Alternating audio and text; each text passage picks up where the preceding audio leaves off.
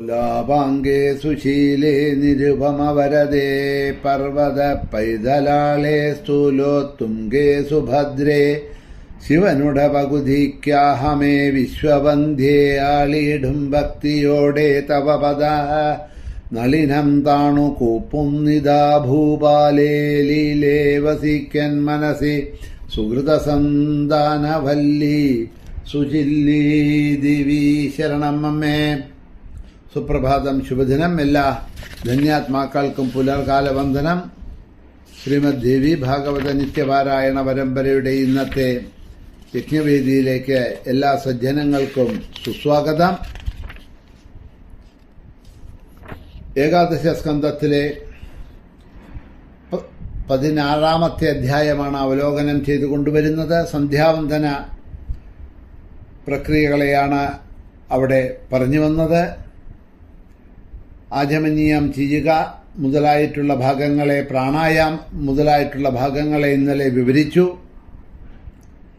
അത് കഴിഞ്ഞ് പ്രാണായാമം ചെയ്യേണ്ടതാണ്.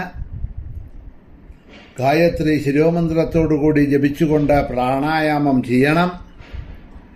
വലത്തെ നാസദ്വാരത്തിലൂടെ രേചനം ചെയ്യണം, അതായത് ഉള്ളിലേക്ക് പ്രാണവായുവിനെ എടുക്കണം. ഇടത്തെ നാസദ്വാരത്തിലൂടെ പൂരകം ഉള്ളിൽ നിർത്തി കുംഭകം ചെയ്യണം. വലത്തെ വായുവിൽ കൂടി ആയിരിക്കണം പൂരകം, അതായത് ആ പ്രാണവായുവിനെ പതുക്കെ പുറത്തേക്ക് വിടേണ്ടത്. ഇങ്ങനെ വലത്തെ നാസികയിൽ കൂടി ഉള്ളിലേക്കെടുത്ത് പ്രാണവായുവിനെ ഉള്ളിൽ കുറച്ചു നേരം കുംഭകം പിടിച്ചു നിർത്തി അതിനെ ഇടത്തെ നാസദ്വാരത്തിൽ കൂടി പുറത്തേക്ക് വിടുന്നതിനെയാണ് പ്രാണായാമം എന്ന് പറയുക. തള്ളവിരൽ, വലത്തെ കൈയിലെ തള്ളവിരൽ കൊണ്ട് വേണം ഇത് ചെയ്യാനായിട്ട്. രേചകം ചെയ്യുന്ന സമയത്ത് ഇടത്തെ നാസാദ്വാരം അമർത്തി തള്ളവിരൽ കൊണ്ട് പിടിച്ചുകൊണ്ട് വലത്തെ നാസാദ്വാരത്തിൽ കൂടി എടുക്കണം. അതേമാതിരി പൂരകം പുറമേക്ക് വിടുന്ന സമയത്ത് മധ്യ അങ്കുലിയും തർജനിയും, അതായത് മോതിരവിരലും രണ്ടും കൂടി വലത്തെ നാസാദ്വാരത്തിനെ അമർത്തിപ്പിടിച്ച് വലത്തെ ദ്വാരത്തിനെ അടച്ചു വെച്ചിരുന്നതായിട്ടുള്ള, അമർത്തി പിടിച്ചു വെച്ചിരുന്നതായിട്ടുള്ള വലത്തെ ആ തള്ളവിരലിനെ എടുത്ത് വലത്തെ നാസാദ്വാരത്തിൽ കൂടി പുറത്തേക്ക് വിടണം എന്ന് പറയുകയാണ്.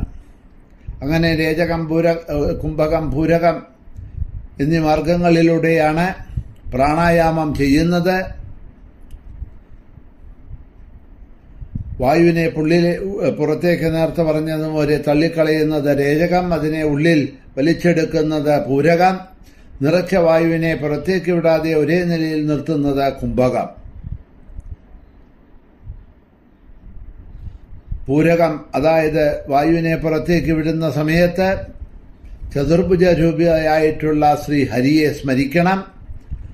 ഉള്ളിൽ പിടിച്ചു നിർത്തുന്ന സമയത്ത്, ആ കുംഭകം ചെയ്യുന്ന സമയത്ത് ചതുർമുഖനും പ്രജാപതിയുമായിട്ടുള്ള പിതാമഹനെ, ബ്രഹ്മാവിനെ ഹൃദയത്തിൽ സ്മരിക്കണം. രേചകം ചെയ്യുന്ന സമയത്ത്, അതായത് പ്രാണവായുവിനെ ഉള്ളിലേക്ക് ശ്വസിക്കുന്ന സമയത്ത് മഹേശ്വരനായിട്ടുള്ള മഹാദേവനെ ലലാടത്തിൽ സ്ഥിതി ചെയ്യുന്നതായിട്ട് ധ്യാനിക്കണം. പൂരകം ചെയ്യുന്ന സമയത്ത് വിഷ്ണുവിനെ ധ്യാനിക്കുന്നത് കൊണ്ട് വിഷ്ണു സായുജ്യവും, കുംഭകത്തിൽ ബ്രഹ്മലോകപ്രാപ്തിയും, രേചകത്തിൽ ശിവനെ ധ്യാനിക്കുന്നത് കൊണ്ട് ശിവപ്രാപ്തിയും ഉണ്ടാകുന്നു എന്നാണ് ശാസ്ത്രം പറയുന്നത്. ഇനി പാപഹാരമായിട്ടുള്ള വൈദികമായിട്ടുള്ള ആചമനാദികളെക്കുറിച്ച് പറഞ്ഞു തരാം എന്ന് പറഞ്ഞ ആചമനാദികളെക്കുറിച്ചാണ് പറയണത്. ആദ്യം ഓം എന്ന പ്രണവം ഉച്ചരിക്കണം. പിന്നെ 3 വ്യാഹൃതികൾ, ഭൂ, ഭുവ, സ്വ, ഇതാണ് വ്യാഹൃതികൾ. ഈ 3 വ്യാഹൃതികളെ ഉച്ചരിച്ച് തത് എന്നാരംഭിക്കുന്ന ഗായത്രി മന്ത്രത്തോടുകൂടി, ഗായത്രി മന്ത്രം തത് സവിതുർവരേണ്യം എന്നാണല്ലോ ആരംഭിക്കുന്നത്. തത് എന്ന് ആരംഭിക്കുന്ന ഗായത്രി മന്ത്രത്തോടുകൂടി ആചമനത്തെ സ്രൗത ആചമനം എന്ന് പറയുന്നു. ഛന്ദസ്സോടുകൂടിയും വ്യാഹൃതിയോടുകൂടിയും ഓരോന്നിനോടും പ്രത്യേകം പ്രണവം ചേർത്ത ഗായത്രി 3 തരം ചൊല്ലി പ്രാണായാമം ചെയ്യണം. ഇനി ലക്ഷണയുക്തമായിട്ടുള്ള പ്രാണായാമത്തെക്കുറിച്ച് പറയുകയാണ്. എല്ലാ പാപങ്ങളെയും നശിപ്പിക്കുന്ന മഹാപുണ്യത്തെ നൽകുന്നതായിട്ടുള്ള പ്രണവത്തെ സ്മരിച്ചുകൊണ്ട് 5 വിരലും ചേർത്ത് നാസാഗ്രത്തെ അമർത്തി പ്രാണായാമം ചെയ്യണം. വാനപ്രസ്ഥർക്കും ഗൃഹസ്ഥർക്കും വിധിച്ചിട്ടുള്ളതും സർവപാപഹരവുമായ പ്രാണായാമം ഇതാണ്. സന്യാസിക്കും ബ്രഹ്മചാരിക്കും ചെറുവിരൽ, മോതിരവിരൽ, തള്ളവിരൽ എന്നിവ ചേർത്ത് അമർത്തിയാൽ മതി. ആബോഹിഷ്ടാമയോ എന്ന് തുടങ്ങുന്ന മന്ത്രം 3 പ്രാവശ്യം ചൊല്ലി ദർഭ കൊണ്ട് പ്രോക്ഷിക്കുകയും വേണം ശരീരത്തിൽ. ആബോഹിഷ്ടാമയോ ഭുവഃ സ്ഥാനഭൂർജേ തഥാദന മഹേരണായ ചക്ഷസേ യോ വ ശിവധമോരസഃ തസ്യ ഭാജയതേ ഹനഃ ഉശതീധിപമാദരഃ തസ്മാദരംഗമാമവ സ്യക്ഷയാജിധന്വത ആപോ ജനയതാ ജനഃ ഭൂർഭുവസ്സുവഃ. ഇതാണ് ആപോഹിഷ്ടമന്ത്രം. ഇത് ജപിച്ചുകൊണ്ട് ആ ദർഭ കൊണ്ട് ജലമെടുത്ത് പ്രോക്ഷിക്കണം ശുദ്ധി വരുത്താനായിട്ട് എന്ന് പറയാണ്. ആബോഹിഷ്ട എന്ന മന്ത്രത്തിന്, ഇപ്പൊ പറഞ്ഞ മന്ത്രത്തിന് 3 ഋക്കുകളും 9 പാദങ്ങളുമുണ്ട്.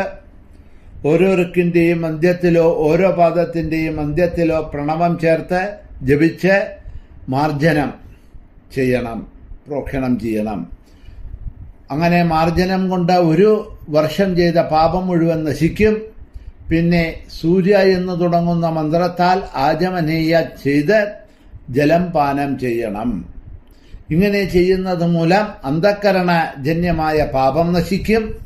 പ്രണവം കൊണ്ടും വ്യാഹൃതികൾ കൊണ്ടും പ്രണവത്തോടുകൂടിയ ഈ ഗായത്രി ജപം കൊണ്ടും ആബോഹിഷ്ടാമ എന്ന സൂക്തം കൊണ്ടും മാർജനം ചെയ്യാം.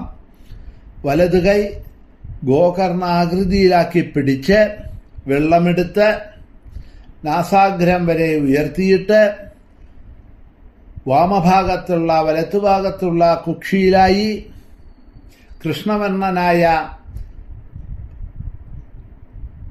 മഹാവിഷ്ണുവിനെ സ്മരിച്ച് ഋതം എന്ന മന്ത്രം ജപിക്കുക.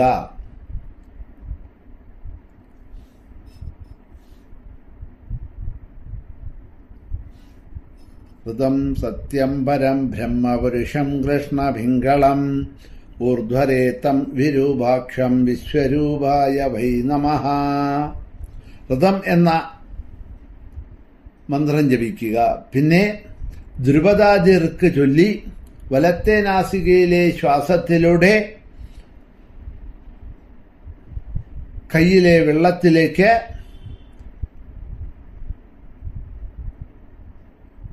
കൊണ്ടുവന്ന് ആ ജലത്തെ നോക്കാതെ ഇടതുഭാഗത്തുള്ള കല്ലിൽ തളിക്കുക. എൻ്റെ ശരീരം ഇപ്പോൾ പാപരഹിതമായിരിക്കണു എന്ന് ഭാവന ചെയ്യണം എന്ന് പറയാണ്. പിന്നീട് എഴുന്നേറ്റ് തൻ്റെ പാദങ്ങളെ സമമായി ചേർത്ത് വെച്ച് തള്ളവിരലും ചുണ്ടുവിരലും ഉപയോഗിക്കാതെ കയ്യിൽ ജലമെടുത്ത് ആദിത്യനെ നോക്കി ഗായത്രി ജപിച്ചുകൊണ്ട് 3 തവണ അർഘ്യം നൽകണം. ഗായത്രി മന്ത്രം ജപിച്ചിട്ടാണ് അർഘ്യം നൽകേണ്ടത് എന്നുള്ളതിനെ അവിടെ പറയുന്നു. ഇനി ബാക്കി ഭാഗങ്ങളെ നാളെ അവലോകനം ചെയ്തു കൊണ്ടുപോകാം. ഇന്നിവിടെ തന്നെ നിർത്തുന്നു. ശ്രീ മഹാദേവ്യൈ നമഃ.